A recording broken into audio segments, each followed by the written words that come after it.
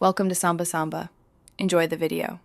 In this video, I will explain how to make churros without mixer, full guide. Bring water, milk, butter, sugar, and salt to a boil, then remove from heat and stir in flour until a smooth dough forms. Let the dough cool slightly before adding eggs one at a time, beating by hand until glossy. Pipe into hot oil, fry until golden brown, drain briefly, and roll in cinnamon sugar for serving. Gather all ingredients and equipment before you start to keep the process flowing smoothly.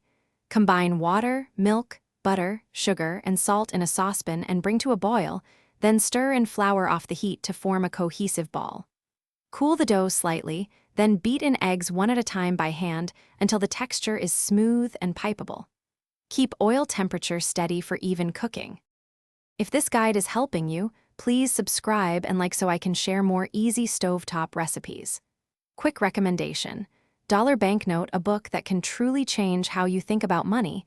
The simple path to wealth feels oddly relevant for budgeting sweet baking splurges. Check the description for the link and other deals if you want to grab a copy. Thanks for watching. Now let's get back to the video. Maintain a consistent oil temperature to prevent greasy or undercooked churros, adjusting heat as needed while frying in small batches. Use a pastry bag or zip bag to pipe 4 to 6 inch strips directly into the oil, cutting with scissors for clean ends.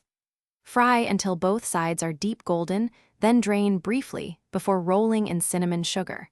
Enjoy immediately for optimal crispness and flavor with your favorite dipping sauce. Thanks for watching. Consider subscribing if we helped you.